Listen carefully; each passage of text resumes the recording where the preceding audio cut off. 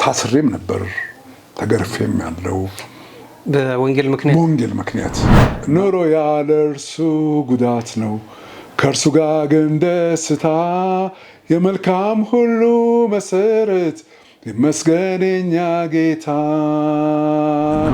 ልደቱ እየተከበረ እዚህ ቡና ተፈልቶ ከዛ በቃ እኔ ራሴን ሳትክ? አዎ ህዝቤንና ፈጣሪን ለማገልገል እድሜ ተጨምሮልኛል፣ ጊዜ ተሰጥቶኛል። የልደት ቀን በቃ ላጥድ ነበር። ኧረ ያንተ ፋይል እኮ ገና ነው፣ ይሄ ሰውዬ ምን አንቀጨቀጆ ይላል ላይ ያሉት አልካንተ አንተ አልክ እንዴ ክርስቶስ? አይ እንዴት ነህ? እንግዲህ እኔ እድለኛ ነኝ፣ ከብዙ ሞቶች እያመለጥኩኝ እዚህ ደርሻለሁ። እንዴ ሰውዬ መምጣት ምን አስቸኮለው? መምጣት አይቀር ሲተረጋጋ ጋጋ አሉኝና በግጥም ነው ጋጋ እባክህ ተረጋጋ። ስንጨነቅ የሚራራ ስናዝን ፈዋሻችን በበረሃ ዓለም እያለን ስንጠማ እርካታችን። በተለያየ እምነት ውስጥ ያሉ ሁሉ ስለኔ እጅ ለእጅ ተያይዘው ሲጸልዩ ነበር፣ ዱዓ ያደርጉ ነበር። የህዝብ የእንባ የለቅሶ የልመና ትሩፋት ነኝ።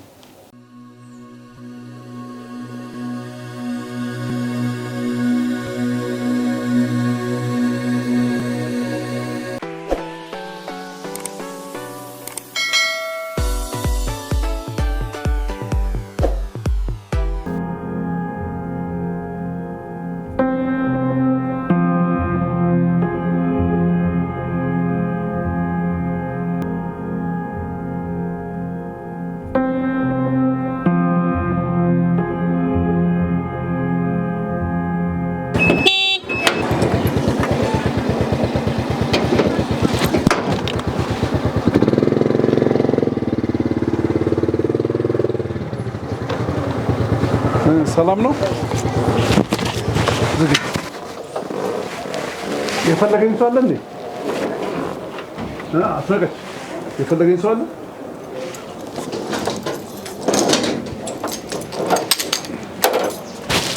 እንትን ዙስ የዋናውን ዕቃ እንትን በያት አስቻት ለቅለቅ አድርጊና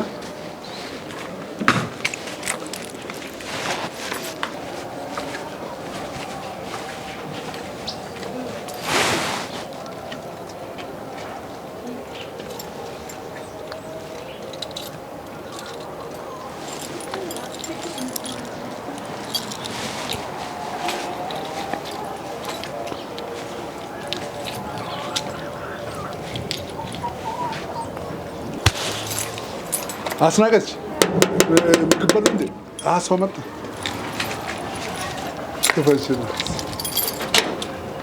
ሰላም እንዴት ነሽ? ታሬስ ጋጋስ ጤና ይስጥልኝ። እንዴት አደራችሁ? እንዴት አደርክ? የጠዋት ሰው ነህ? የማለዳ ሰላም ነው። እኔ ስንት ነገር ከውኛለሁ መሰለኝ አይደለ? እነዚህን አላየኋቸውም ላስት ታይም ስመጣ። አዎ እንደዚህም አልነበሩም። አይ ቲንክ የዶሮ ቤቱ እዛ ጋር ነበር ነው አይደለ? ዶሮ እዛ ጋር ነበረ። በብዛት ያንተ ብዙ ዶሮ ነበር። 160 ዶሮ አካባቢ ነበር። ጥንቸል ግን አልነበረም ስመጣ። ጥንቸል አልነበረም። አዎ አሁን ግን ጥንቸልና አሳዎቹን አብረን ቀላቅለን እያስኬድናቸው ነው ያሉት። አሁን የጥንቸል ተፈጥሮና የዶሮ ተፈጥሮ ምንድነው ማለት እንደዚህ አንድ ላይ እንዲኖሩ የሚያስችላቸው ነገር አለ? በባለሙያ ምክር ነው ወይስ ምንድነው? እኔ አይተነካከሉም። በጣም የሚያስገርም ነገር አሁን እዛች ጋር ያሉ ህፃናቶች አሉና ዶሮዎቹን ልክ እናቷን ያገኘች ይመስል ልክ እንትን ስትልስ ምናምን ታያለ እና ተቀባብለዋል ነው ራሱ ሲጀመር ፈጣሪ ፍጥረትን አንድ ላይ አይደለም በስምምነት እንዲኖሩ አድርጎ የፈጠራቸው። ሰው እኮ ከአምላኩ ጋራና ከራሱ ጋራ ሲጣላ ነው ፍጥረት ከፍጥረት ጋራ መጋጨትና መጣላት የጀመረው። ስለዚህ አስቀድሞ ሰው ከፈጣሪ ጋራ ከተግባባ እንስሳትን እንኳን አግባብቶ መኖር ይችላል። አሁን እነዚህ ከረቡ በኋላ ምንድነው ለሽያጭ ነው? አዎ። በአማካኝ አንድ ጥንቸል ምን ያህል ነው የሚሸጠው? ከ2500 ጀምሮ ይሸጣል። ቆይ ሲመጡ ስንት ምን ያህል ጥንቸሎች ነበር የነበሩ? ሲመጡ ቅድም አንድ ጥያቄ ጠይቀኝ ያልመለስኩልህ አለ። ምንድነው አሁን እኛ ሀገር ነው በብዛት የጥንቸል እርባታ ያልተለመደው። በሌላው ዓለም እዚህ ጎረቤታችን ናይሮቢ እንኳን ጥንቸልን በማርባት ራሳቸውንና ቤተሰቦቻቸውን የሚያስተዳድሩ በብዛት አሉ። እና እንግዲህ እኔም ከነሱ እንዳንዱ ልሆን ነው። እኔም ደግሞ ከሌላው በዚህ ኑሮን ካደረገ ሰው የወሰኩኝ ነው። እና የመጀመሪያ ያመጣኋቸው 2 ሴቶችና 1 ወንድ ነበረ። እና ከዚህ ቀደም በሌላ ሚዲያ ላይ ተናግሬዋለሁ።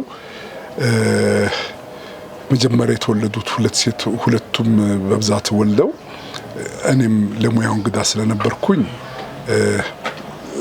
እልፈት ሆኖ ነበረ። ማለት ምን ሆነው? ተረጋግጠው። ኦኬ ምንድን ነበር ግን ማድረግ የነበረብኝ ምንድነው ልክ ከተወለዱ በኋላ ቢያንስ ከ12 ሰዓት በላይ እናትና ልጅን መለየት አለብህ። ተለይና ተቆያቸዋለህ። አሁን ጥንቸሏ ከተወለደች ኢቭን 24 ሰዓት የሚያህል ምግብ ሳትበላ ብትቆይ ራሷን በራሳቸው እንትን ማድረግ ይችላሉ። ምንም አይሆን። አዎ ከዛ በኋላ እናት ታገናኛቸዋለህ፣ መጥባት ይጀምራሉ። እና አሁን ያቺ ልጆቿ ሞተውባት የነበረችዋ ጥንቸል እንደገና ወለደች ነው እንዴ? ስንት ነበር የሞቱባት? ከ10 በአንድ ጊዜ ይወልዳሉ? አዎ ይወልዳሉ። እና በኋላ ላይም እንደዚህ ወለደችና 6ቱ በህይወት ኖሩላት፣ 4ቱ ሞቱ። እሷም እናትየዋም ግን ሞተች። በጣም የሚያስገርም ግን እዛች ጋር ያቺኛዋ ጥንቸል ትታያለች። አሁን አጠገባ ያለችዋ የራሷ ልጅ አይደለችም። ያው እየላሳቻት ነው። የራሷ ልጅ አይደለችም። ግን ከልጅነት ከእናቷ ጋር አብሮ ነው የመጡት። እና አንቺኛዋም 6 ወልዳ 2ቱ ሞተውባት 4ቱ 3ቱ አድገውላታል። አሁን 6ና 3ቱን አብራ አጥብታ ነው ያሳደገች። አሁን የምትልሳት የራሷ ልጅ አይደለች። እሷንም አጥባቻት። ይሄው ፍቅር እየሰጠቻት ነው። እሺ አሁን ስንት ናቸው አጠቃላይ ያሉት ጥንቸሎች? አሁን 9። አሁንም 3 ሴቶችና 2 ወንዶች አሉ። ወንዶቹ የትኞቹ ናቸው? ይሄ ወንድ ነው። ይሄ ነጩ ወንድ ነው። አዎ እነዚህ ምንም አይሉም አይደለ? ምንም ይነኩ። ዋው በጣም እንትን ነው፣ ቆዳቸው ስስ ነው በጣም። ዋው በጣም ደስ ይላሉ። አንዱ ወንድ የትኛው ነው? ወንድ ያጠቁሩና እቺ ነጯ ነች። ነጩ ነው ወንዱ። እቺና ያቺ 3ቱ ሴቶች ናቸው። ኦኬ ስለዚህ ሴት ቢበዛ ነው የሚሻለው ለእርባታ። አንድ ወንድ በቂ ነው። አንድ ወንድ በቂ ነው። ሌሎቹ ሴት ቢሆኑ ችግር የለም። ቢሆኑ ምንም ችግር የለም። እንዳይወጣ ዱሮ እንዳትወጣ። አሁን እነዚህን ሁሉ ያሳደገችው ያቺ ነች። ስንት አሳ ነው ያለበት ውስጡ? ከ500 በላይ አለው። ግን ምንድነው አሁን ስመጣ ያዩዋቸው ብዙ አይደለም ለውጣቸው ማለት እድገታቸው። አዎ ተፈጥሯቸው ነው። ተፈጥሯቸው አይደለም የሚመስለኝ የአካባቢ ለውጥ። ምክንያቱም እኔ ዝም ብዬ ከደብረ ዘይት ሐይቅ ነው ያመጣኋቸውና በራሴ በግብታዊነት እንጂ ባለሙያን አማክሬ ከየት ይሻለኛል ለዚህ ቦታ ላይ ከአየሩ ሁኔታና ከአካባቢው የመሄድ የትኛው ነው አላልኩም። ግን እንደዚህም ሆኖ ግን ራሳቸውን እያባዙ ነው ያሉት። ቁጥራቸው እየጨመረ ነው። እድገታቸው የሆነ ያድግና መጠናቸው ከተወሰነ በኋላ አያድግም፣ ይቆማል። ምግብ መኗቸው ምንድን ነው? መኗቸው የራሳቸው መኖ አለ። ውሃውን አሁን ሰርኩሌት ያደርጋል ነው ያደርጋል። አሁን ይሄ ውሃ ምክንያቱም መንቀሳቀስ አለበት አይደል? ውሃ ስታግናንት ሲሆን እንትን ይሆናል።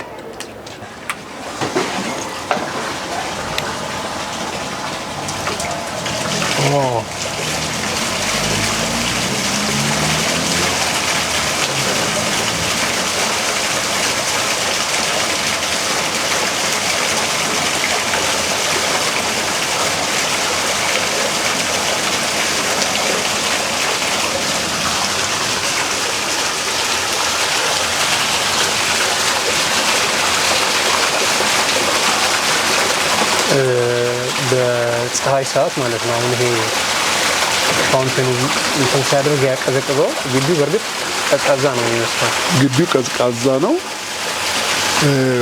አሁን ፀሐይ በሚበዛባቸው ሰዓት ወይ ደግሞ የሆነ ሰው በሚመጣበት ሰዓት ልክ የተፈጥሮ አይነት መልክ እንዲኖረው ውስጥ ያስቀመጥኳቸው መሸሸጊያ እቃዎች አሉ እና ሰው ሲመጣ ሮጠው እዛ ውስጥ ይገባሉ። አሁን ይሄ እንደዚህ የተደረገ አሁን ይሄ የሚሳፈፈው ልክ እንትን ሲያደርጋቸው ወይ ሰው ሲመጣ እዛች ውስጥ የሆነ ነገር የሚያጠቃቸው የሚመስላቸውን እንቅስቃሴ በሚያዩበት ሰዓት እዛ ስር ይገባሉ፣ ራሳቸውን ይሸሽጋሉ ማለት ነው። እዛ ራሱ ላይ ያለው ውሃ ግን መገልበጥ አለበት፣ ሰርኩሌት ማድረግ ይኸው ኖ እንትኑ ላይ ነው ራሱ እዛ ላይ ያለው እንትን እኮ አለው፣ ቀዳዳ አለው፣ ቀዳዳ አለው።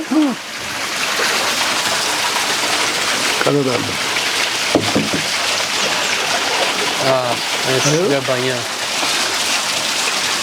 በመሰረቱ አሁን አልጌን እንዲሰራ ፈልጋለሁ። አልጌ ሌላው የአሳዎች ምግብ ነው እንዴ? አዮ ራሱ በራሱ ጊዜ ትነርጋል።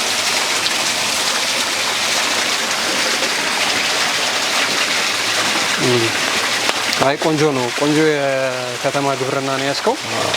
እግዚአብሔር ይመስገን። ቶሎ ቶሎ የሚደርሰው እንቁላሉ ብቻ አይደለም። የእውነት ለመናገር ለረጅም ጊዜ ሆነኝ አሁን ቆስጣ ሰላጣ ከገዛሁኝ እና እነዚህን በቃ ከዚህ ላይ ነው የምትጠቀመው? ከዚህ እጠቀማለሁኝ። በቀደም ዕለት ዶሮዎቹን ለቅቄ ስለነበረ እዚህ ጋር ፈልቶ የነበሩትን ጉድ አደረጉት እንጂ እዛ ጋር የንብ ቀፎ አለ። ይሄን የንብ ቀፎ ቅድም አየሁት። አሁን በየስንት ጊዜ ነው የሚቆረጠው? በአመት። ምን ያህል ኬጂ ይወጣዋል? እኔ አንድ ጊዜ ነው ያገኘሁት። ወደ 28 ኪሎ ወደ 30 ኪሎ አካባቢ ነው። እንግዲህ ይሄን ይመስላል። ያው ከውጪ እንደመጣው ነው የመጣው። ቤት ሳልገባ ቀጠሮ ስላለን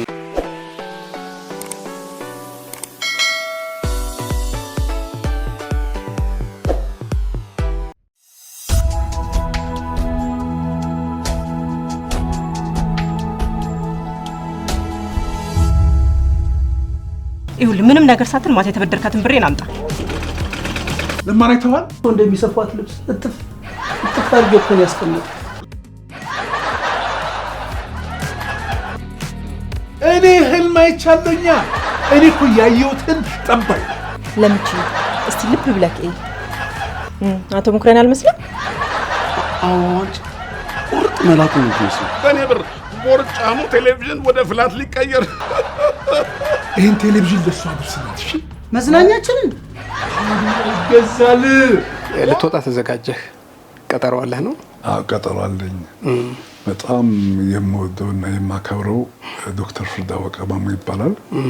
እውቅናችን ምናልባት ከ35 ዓመት በላይ ወደ 40 ዓመት አካባቢ ተቀምጧል። ትልቅ የሀገር ብርሃን ለሀገር ትልቅ ስራ የሰራ ሰው ኢትዮ ኤርትራ ጊዜ ልክ ኢህአዴግ እንትን ሲያደርግና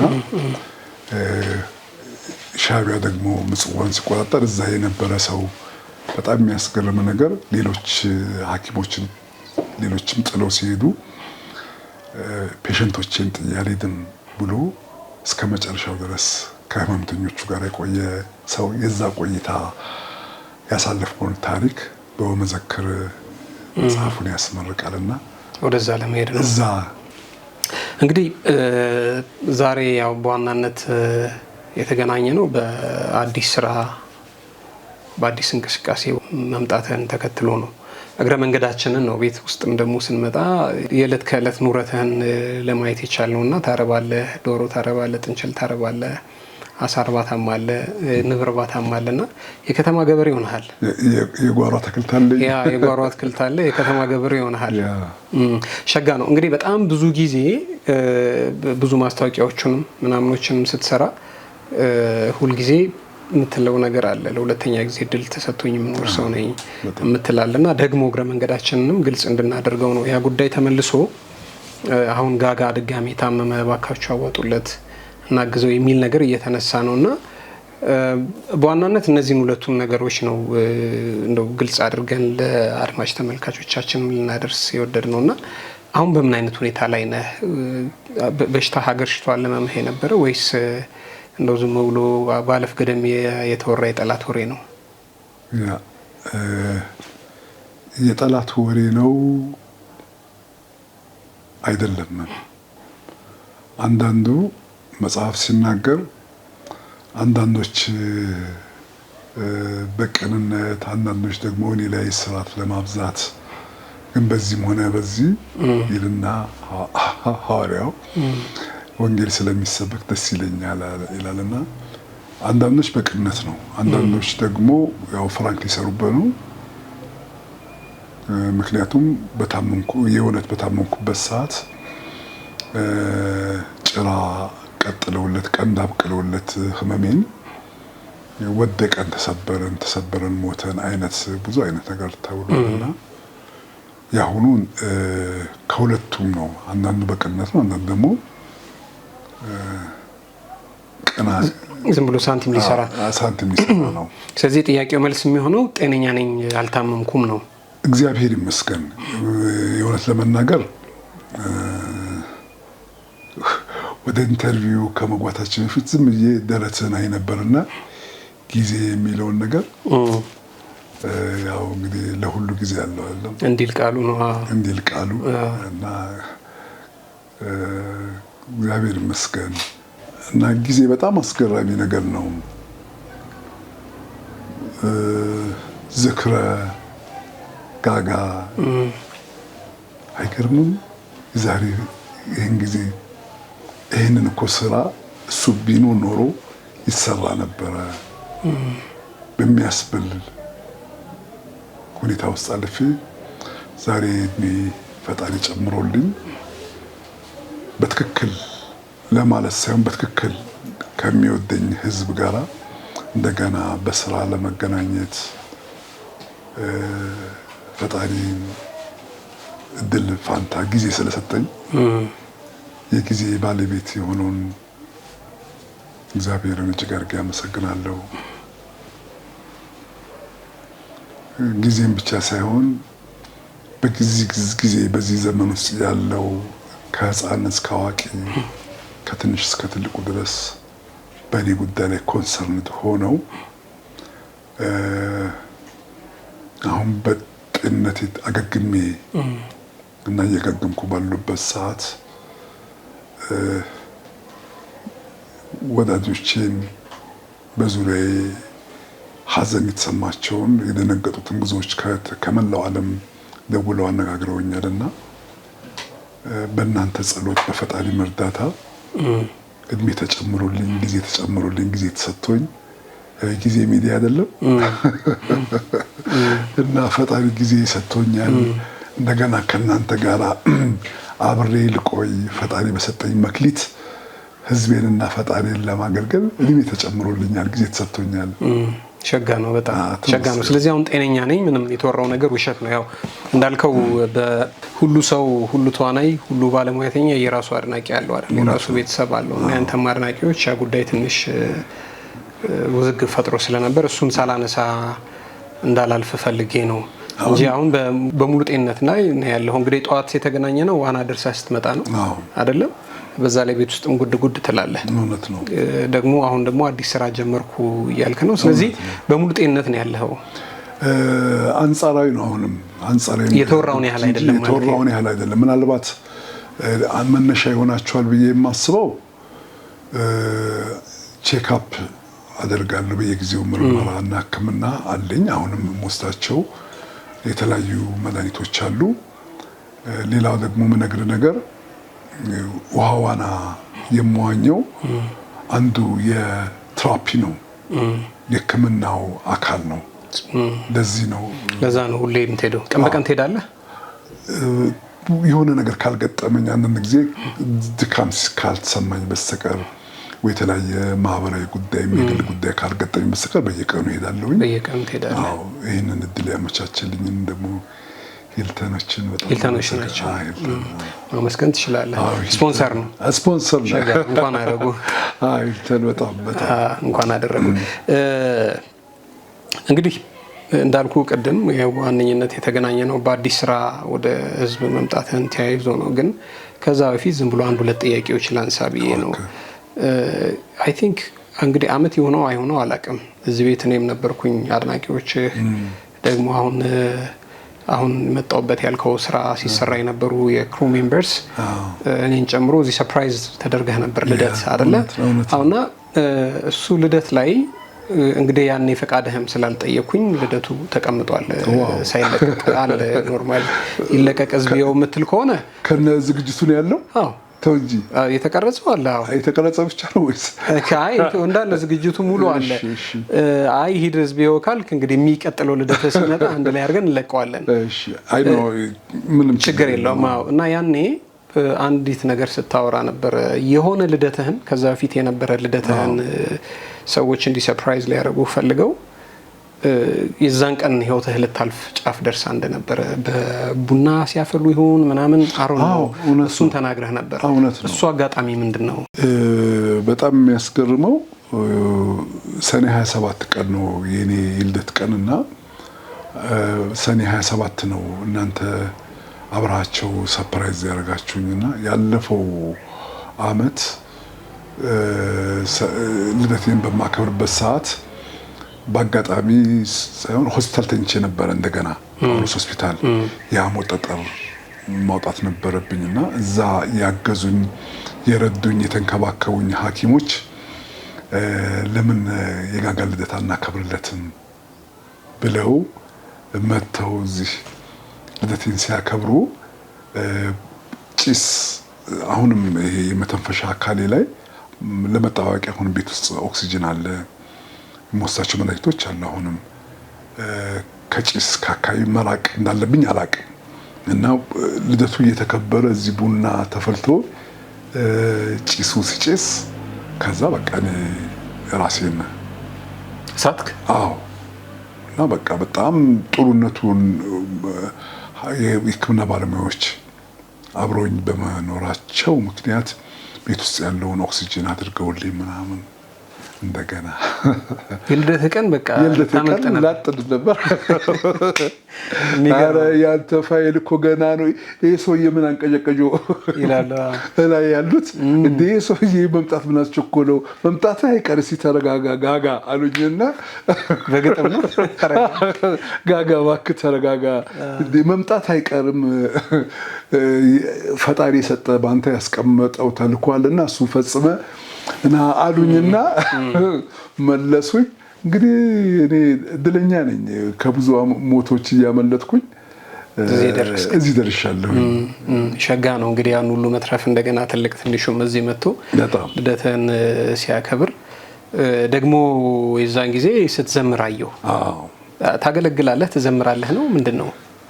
እኔ ከልጅነት ጀምሬ ያደኩት መካነ ኢየሱስ ቤተክርስቲያን ነው እንዴ? አዎ። እና ምናልባት ህዝብ ብዙ ወደ ህዝብ ጆሮ ያልደረሰው ወደ አርቱ ከመምጣቴ በልጅነቴ እኔ የወንጌል ሰባኪ እና አገልጋይ ነበርኩ።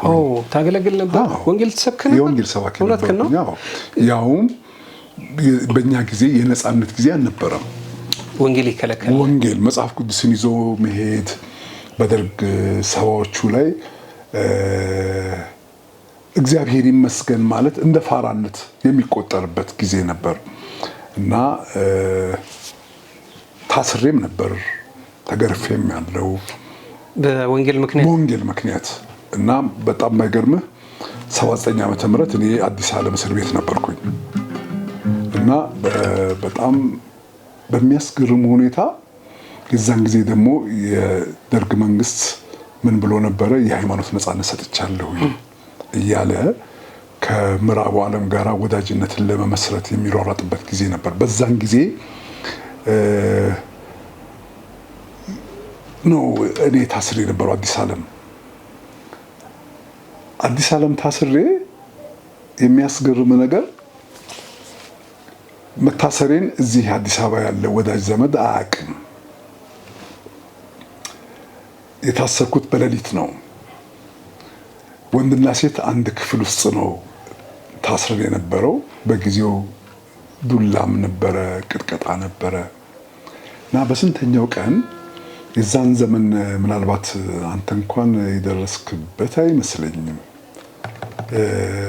ከሰል እኮ እንደ ኮንትሮባንድ ነበር የሚቆጠረው። ከሰል መጫና እና ከሰል ጭኖ የሚመጣ ሹፌር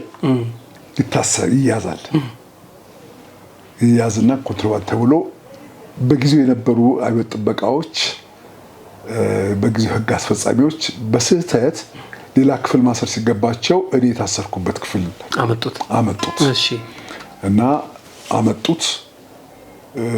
እግዚአብሔር የላከው መልእክተኛ ነው ብዬ ነው የማስበው። ደስ አለኝ በጣም። እንዴት አይነት ትሁት ሰው እንደነበረ እኔ በቃ ከዛ ወዲህም አግኝቼው አላውቅም። በእውነት መላእክት ይሁን እንዴ መጣ፣ ነገርኩት። አዲስ አበባ ሄደ፣ መካነ ኢየሱስ እንደዚህ ብለህ እነዚህ ቦታ ላይ ንገር መታሰሬን አልኩት። ታስሯል ብለህ ነገር። አዎ። ከዛ በሉትራን ቸርች ከቢቢሲ ጋራ እንትኑን ላኩ መታሰሬን እና መታሰሬ በቢቢሲ የደርግ መንግስት የሃይማኖት ነጻነት ሰጥቻለሁ ብዬ አሁንም ሰዎችን በሃይማኖት እያሰቃየ ነው ብሎ ዜና ሲናገር የደርግ ባለስልጣናት መጡ። ነውጥ ተፈጠረ። ከዛ ኢሚዲየትሊ በዛችው እንትን እንድፈታ እና በጣም የዋሆች ናቸው በጊዜው የነበሩት እዛ አካባቢ። አጥቃን ከስም ማለት አልከሳችሁም ብለህ ፈርመህ ነው የምትወጣው ምናምን። አይ እኔ ሳትሉኝ ነው እየደበደባችሁኝ ባሉበት ሰዓት እኔም ልክ እንደ አምላኬ የሚያደርጉትን አያውቁምና ይቅር በላቸው እያልኩኝ ነውና ስላስፈራራችሁኝ ሳይሆን ይቅር ስላልኳችሁ ብዬ በጊዜው የወንጌልን ቃል ተናግሬ በሌሊት ተለቀቀ። ቶርች አደረጉህ ግን የእውነት? አዎ። ስለዚህ ለወንጌል ዋጋ ከፍለሃል ማለት ነው እንግዲህ አይደል? አዎ ማለት ነው። እንዳልኩ የዛን ጊዜ መጽሐፍ ቅዱስ ይዞ መሄድ መዘመር እንትን አይደለም። በቃ የመጨረሻ እንደ ወንጀል ነው። ማህበረሰቡ ያገላሃል። እኔ በዛን ዘመንም ለሰንዴ ስኩልም አስተማሪ ስለነበርኩኝ ድራማ ጽፋለሁኝ፣ አስጠናለሁ፣ መዝሙሮችም ጽፍ ነበር ከነዜማ እና ብዙ እንትና ይሄ ሙሉ ፍቅሩ ስላለኝ እንጂ ጊታር ተጫዋች አይደለሁም።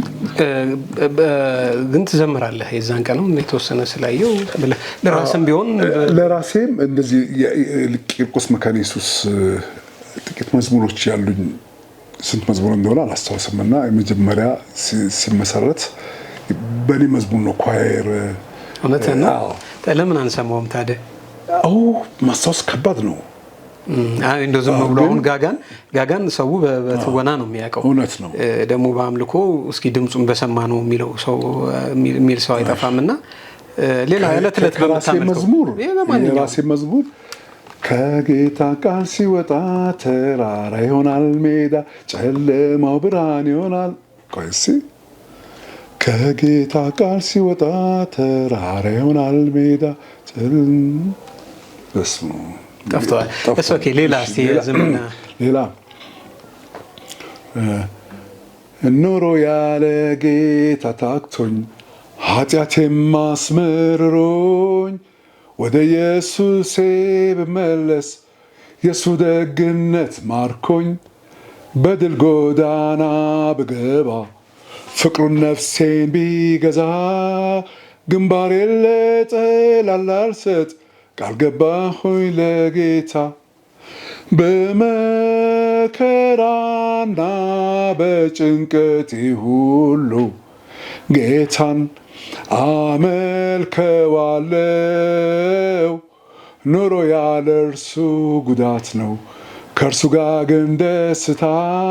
የመልካም ሁሉ መሰረት ይመስገን የኛ ጌታ።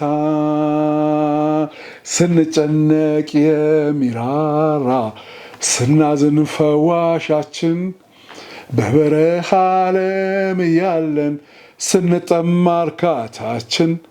ዞሮ መግቢያችን ኢየሱስ ማረፊያችን አንተውነ ብንክድህ አያዋጣንም የድሃ ጎጆአችን ጌታ ጌታችን ጌታችን አስታውሰን ሃሌሉያ ጌታ ጌታችን ጌታችን አስታውሰን ብለን ተጣርተን ሳናፍር እስካሁን ተጉዘናል በነገር ሁሉ መጽናትን ከጌታ ተምረናል የሚያሳፍር ስም አይደለም የሰጠኸን ጌታችን ክርስቲያን ጀግንነት እንደው ይረዳል ልባችን ክፉን ሁሉ ተቃውመን ከኃጢአት ጋር ታግለን ጉዟችን በድል ያከትማል የጌታን መስቀል ይዘን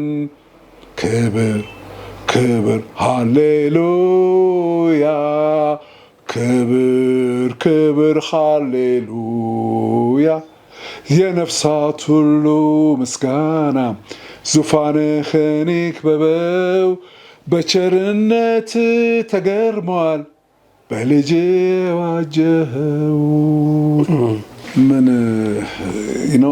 ታውቃለህ በዛን ጊዜ ክርስቲያን ጀግንነት ማለት ክርስቲያን ማለት የፈጣሪን ስም ማጥራት እንደ ኢትዮጵያዊ ጠላትነት ህዝብን እንደሚጠላ ትቆጠር ነበር እና ለዚህ ነው መዝሙሩ በጣም ለኔ ትርጉም አለው በዛን ዘመን ለነበረን ሰዎች ትርጉም አለው ግን በጣም የሚያሳዝነኝና የሚያስገርመኝ ነገር መጽሐፍ ቅዱስ ይዞ መታየት ከባድ ነበር መዝሙር ይሄ አዳባይ ስብከትማ የማይታሰብ ነው እሺ የቤት ፕሮግራም በሚካሄድበት ሰዓት ላይ በቃ አንድ ሰው ይገባል አንድ ግቢ ቆይቶ ከዛ ድምጽ በሌለበት ነው ግን የሚያሳዝንህ የታሰርኩ ቢሆንም ትንሽዬም ዋጋ የከፈልኩ ቢሆንም ስለ ወንጌል የኋላኛው ህይወቴ ግን ይገርማል በጣም የሚያስገርም በጣም ከዛ በኋላ ማለት ከመንፈሳዊ ዓለም ወጥቼ የመጨረሻ እግዚአብሔርን እንደማያክሰው ተመላልሻለሁኝና ግን በሰላሙ ሰዓት አንድ አዝማች ሰርቼ ነበር ይገርመኛል ያ አዝማች ምን መሰለ የሚለው የመስቀል ፍቅሬ ቀዘቀዘ ቀዘቀዘ እንደ በረዶ ሟሸሸ ልቤ ማረፈ ባለም ነገር ተመልሶ ወደ ትፋቱ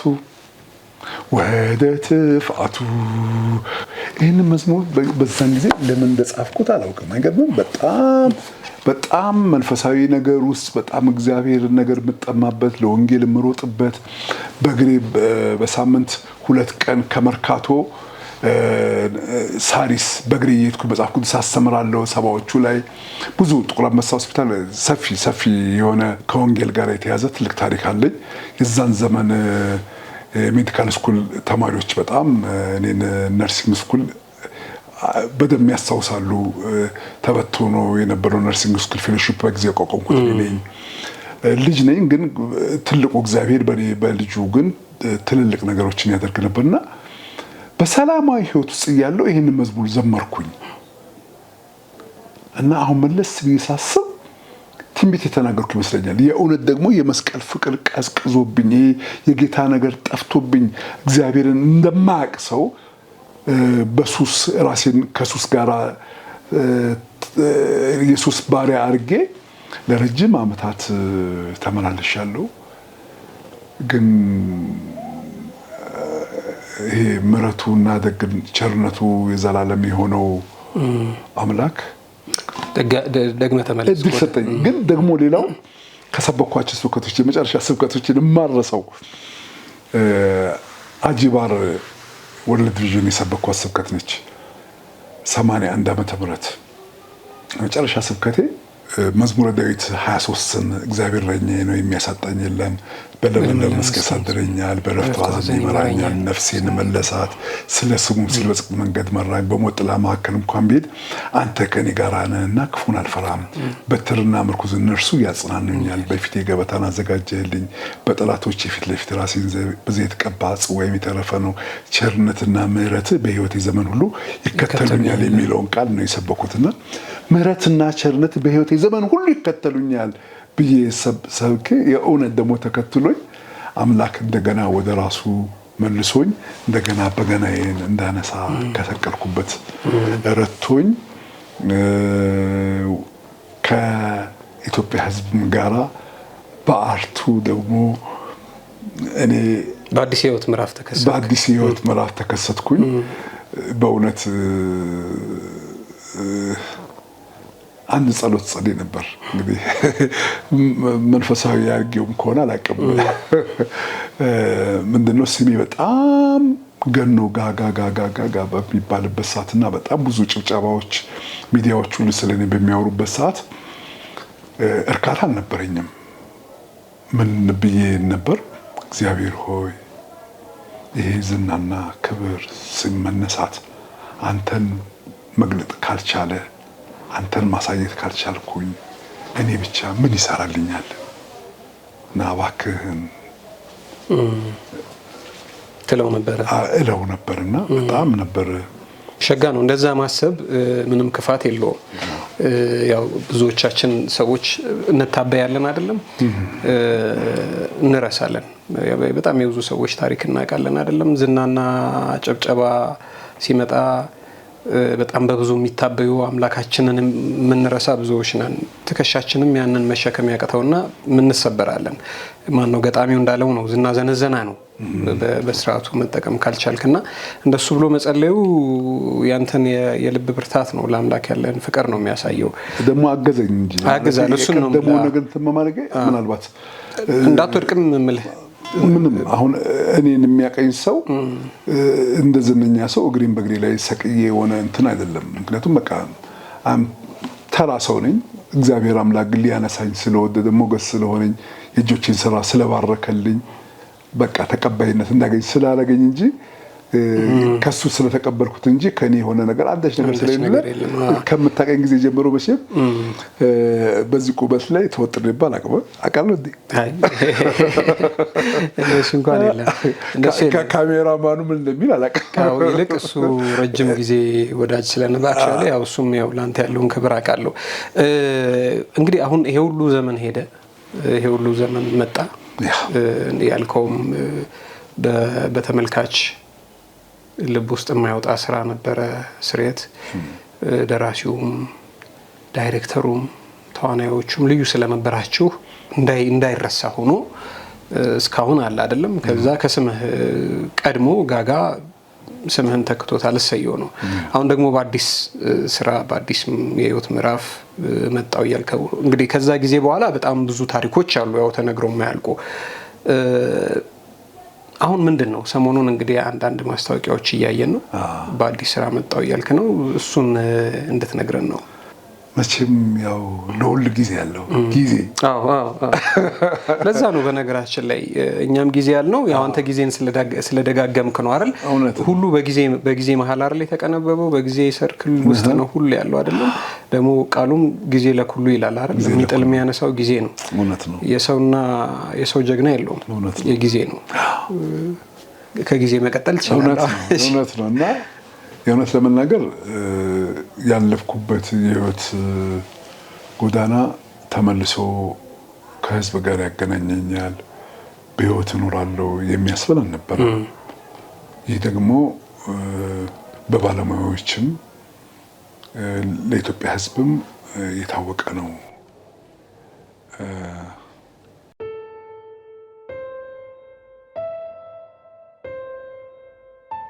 አይዞኝ ይሄ ምናልባት ካለቀስኩም የደስታና የምስጋና ነው። አንተ የህዝብ እኮ ልዩ ህዝብ ነው። የእውነት በመከራ በችግርህ ሃይማኖትን አይጠይቅም።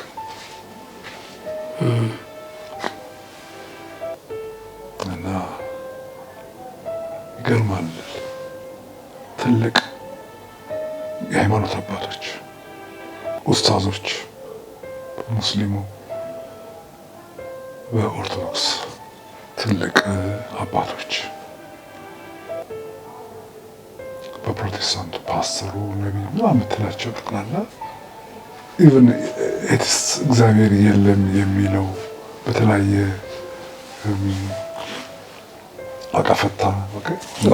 ዋቄፈታ በተለያየ እምነት ውስጥ ያሉ ሁሉ ስለኔ እጅ ለእጅ ተያይዘው ሲጸልዩ ነበር፣ ዱዓ ያደርጉ ነበር።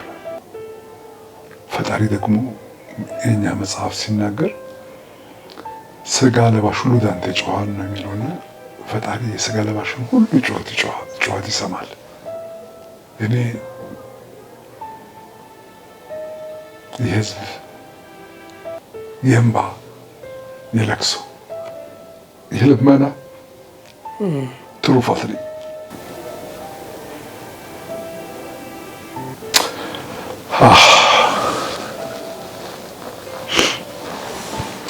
እግዚአብሔርን በጣም አመሰግናለሁ። ከጎን የቆማችሁትን ውድ ኢትዮጵያኖች ሁሉ በተለያየ እምነት ክፍል ውስጥ ያላችሁ ከጎን ይቆማችኋልና ፈጣሪ ከጎናችሁ ይቆምላችሁ። ስለኔ የጮኻችሁትና የለመናችሁት ልመና ፈጣሪ ሰምቶ መልሶላችኋል። እኔንም መልሶ ምርኮ አድርጎ እድሜ ጨምሮልኛል፣ ጊዜ ሰጥቶኛል። የእናንተን የሚልባችሁን መሻት ይመልስ። ስለዚህ ምድር የምናለቅሰውንና የምንጮኸውን ልመናም ፈጣሪ ይስማንና ሀገራችን ፍጹም ሰላም። ይህ በእኔ የታየው አንድነት ሁሉም ጋር ያለ ኢትዮጵያዊነት መንፈስ ነውና ይህ መንፈስ በሁሉ ጋር ሰርጾ ሌላ ቦታ ሄድኩኝ። እንደው ችግር የለም ማሳረጊያ እናደርገዋለን። ሸጋ ነው። አሁን ይሄንን ያነሳው እንግዲህ ሁሉ ሆኖልኝ በህዝቡ ጸሎት እዚህ ሁሉ ሆኖ አዲስ ምዕራፍ ላይ ደርሻለሁ ለማለት ነው እና አሁን ወደ አዲስ ስራ ያልከው ህልመኞች የሚል ተከታታይ ሲትኮም ለሌሎችም ስራዎችም ጭውውቶችም የሚለቀቁበት ጋጋ ኢንተርቴይንመንት 1966 የሚል የራሴን ቻናል ይዤ መጥቻለሁኝ። እንግዲህ የራሴ ልበል የእናንተ ነው።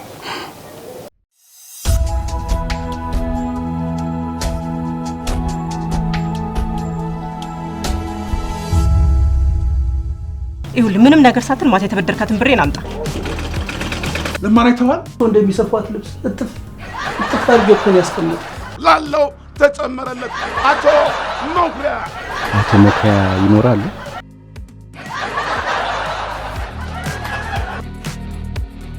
አንቺ ልጃቸው ነሽ? አቤት መመሳሰል! በእጅ ያዙት ወርቅ እንደ መዳብ ይቆጠራል። እኔ ህልም አይቻለኛ። እኔ እኮ ያየሁትን ጠባይ ለምቺ እስቲ ልብ ብለክ አቶ መኩሪያን አልመስለም? አዋጭ ቁርጥ መላኩ ነው የሚመስለው። በእኔ ብር ቦርጫሙ ቴሌቪዥን ወደ ፍላት ሊቀየር። ይህን ቴሌቪዥን ለሷ አድርስናት። እሺ መዝናኛችንን ይገዛል። ክትፎና ባለቤቱን አምጣልኝ አልኩ። አይክትፎ እንብላ። እሺ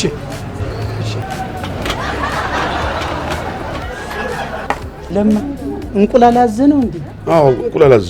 በስመ አብ የሚገርም ነው። በህልሜ ራሱ ከዶሮ ጋር እኮ ነው ያደርኩት።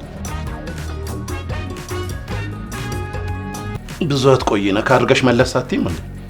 አይ ይሁን እዚሁ ጥሩ እያደረግሽ ነው። ግብሎኝ ነው። ሶስተኛ ታወጣለህ ተባልክ። በቃ ደንግጠህ ወደክ።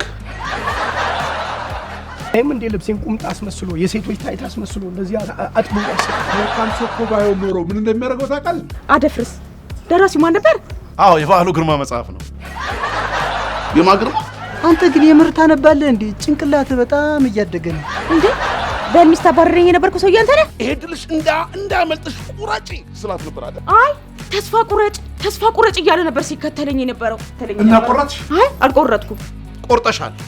እኔ ነበርኩ እየተከተልኩሽ የነበረው። በነገሮች ሁሉ ተስፋ ቆርጠሻል። ብትቆርጭም እኮ አይዞሽ አልኩሽ ብሎኛል። ከተቀመጥኩበት ሶፋ ላይ እጄን ይዞ ብድግ አደረገኝና ወደ መኝታ ቤት ይዞኝ እየገባ እረስቸው አትሞክረ ይመስላል አይደል? አሁን በዚህ ሰዓት ምን መጥራት ነው?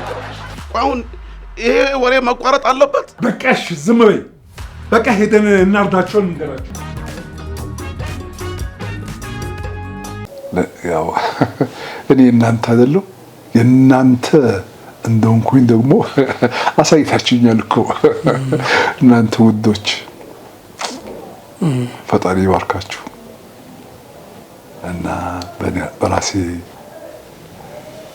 ቻናል መጥቻለሁኝ። በጣም እርግጠኛ ነኝ እኔ ኖሬላችሁ የልመናችሁ መልስ ሰብስክራይብ አርጉ እንዴት ትባላላችሁ ይሁልኝ።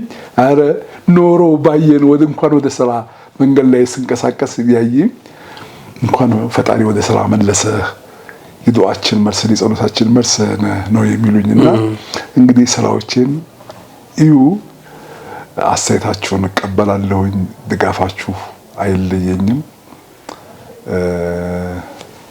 በቃ ምን እላለሁ ሌላ።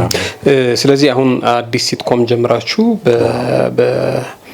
ጋጋ ኢንተርቴይንመንት በሚል የዩቲዩብ ቻናል ከዚህ በኋላ ብቅ ትላለህ ማለት ነው። ኦሬዲ ጀምሯል። አሁን 15 ቀን ሆኗል። ሼር አድርገነው እናውቃለን። እኛም ኮሚኒቲ ላይ ያ ጊዜ ሚዲያ ላይ ሼር አድርገናል። ጊዜ ያነሳውን ጊዜ እስኪሽረው ድረስ ጊዜ ካላቀረበማ ሼር አድርገናል። ያው አሁንም ይሄንን መሰናዶ ስንሰራ በዋነኝነት እንትኑንም ያው ቅድም መግቢያም ላይ እንዳልኩት በአዲስ ስራ መምጣትህን እና ደግሞ እግረ መንገድ የእኛም ቤተሰቦች እንትን እንዲያደርጉም ነው የጊዜ ሚዲያ ቤተሰቦችም ጋጋ ሚዲያን ኢንተርቴይንመንት እንዲደግፉ ሰብስክራይብ እንዲያደርጉ ነው። ሰብስክራይብ ስራውንም እንዲያዩ። በጣም የሚያስገርም ነገር እንዴት ይሄ የእውነት እኔ በዚህ አጋጣሚ ሶሻል ሚዲያ ተጠቃሚዎች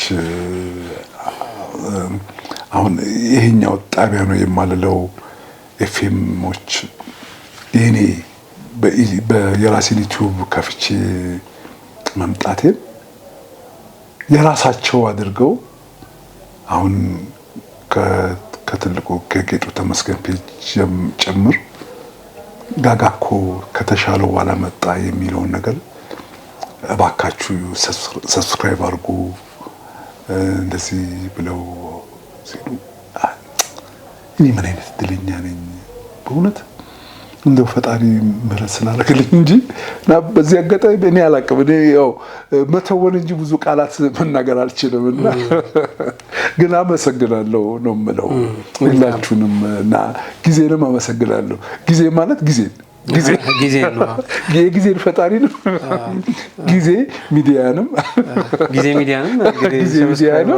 ሰብስክራይብ አድርጉ። እንግዲህ ሸጋ ነው በአዲስ ስራ መምጣት እሰየው ነው። እንግዲህ ብዙ እንጠብቃለን። በጣም ብዙ ሰው ያው አድናቂ አለ።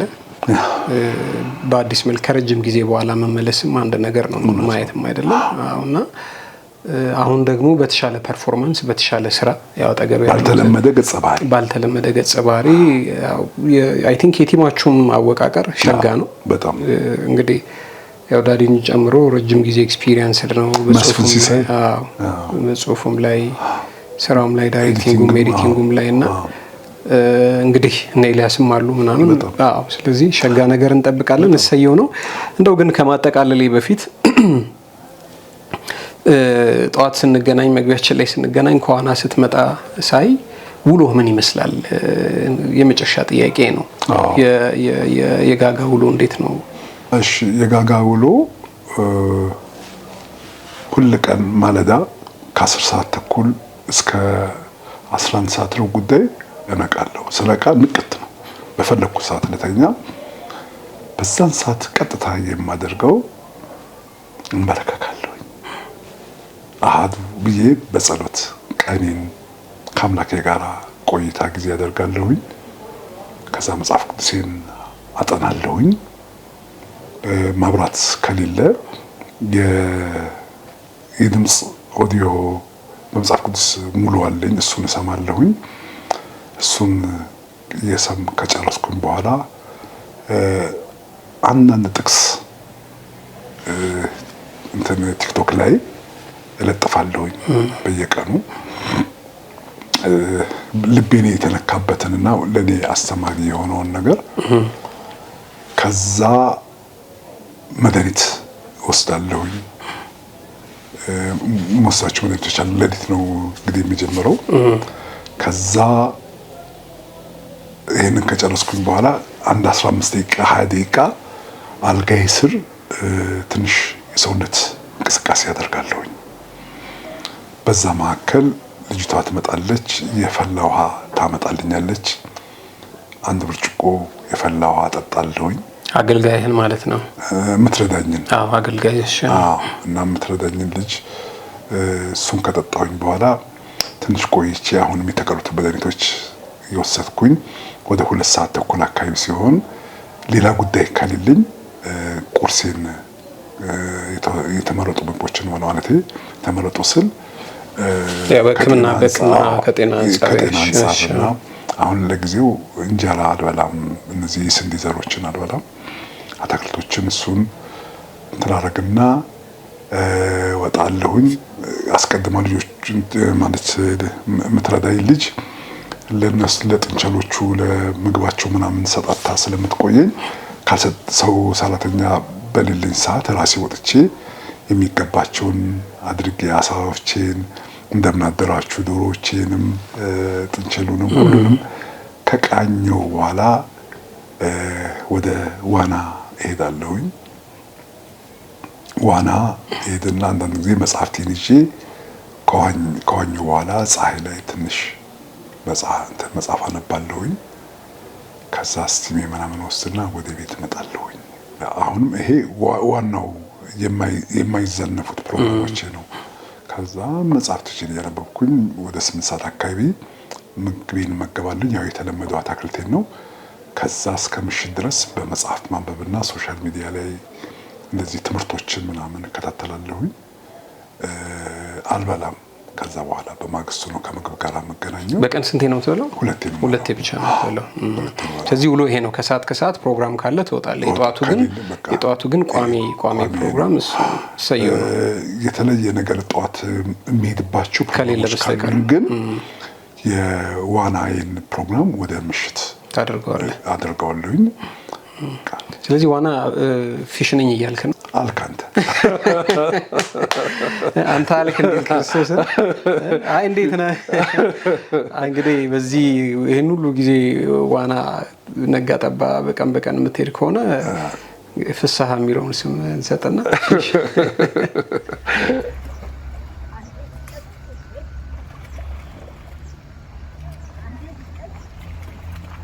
ራስ መተማመን አሪፍ ነው። ጤንነትህም አሁን ላይ በጣም አሪፍ ነው። ጥሩ ናት። አዎ ለአምላክ ምስጋና ይግባ። ታውቃለህ በዚህ ሰዓት የዛሬ ዓመት ህንድ ሕክምና ላይ ነበር። አይሸጋ ነው። መልካም ጊዜ ነው የነበረን። ጥሩ ነው። እንግዲህ ለአድናቂዎችህ ሰሞኑን የነበረውን ግርታ ገለጥ ያደርጋል። ደግሞ ከሞላ ጎደል ደግሞ ጋጋ አሁን ያለበትን ሁኔታ በተመለከተ ትንሽዬም ብትሆን ፍንጭ ይሰጣል ብለን እናስባለን። አሁን በነበረን ቆይታ ዛሬ ቤትህ ነው ቆይታ ያደረግነው። በጣም ከልብ አድርገን ነው የምናመሰግነው። እንትኖቹንም አይተናል። ጥንቸሎቹንም፣ ዶሮዎቹንም፣ ንቦቹንም፣ የጓሮ አትክልቶቹንም አይተናልና በጣም የሚያስቀና አይነት ህይወት ነው። ሰፈሩም ዲሰንት ነው። በጣም ጸጥ የሚል ለንባብ የሚመች ነው። ሸጋ ነው። በጣም አድርገን ነው የምናመሰግነው ጋጋ። ክብር ይስጥልኝ። ደግሞ ሰኔ ላይ አንድ ጊዜ ነው ልደታችን፣ 1 ወር ነው። ደግሞ ለልደትህ ያብቃና ደግሞ እንመጣለን። ክብር ይስጥልኝ። በጣም አመሰግናለሁ። በጣም ነው እናመሰግናለን። ይባርክ። ታንኪ ዩ በጣም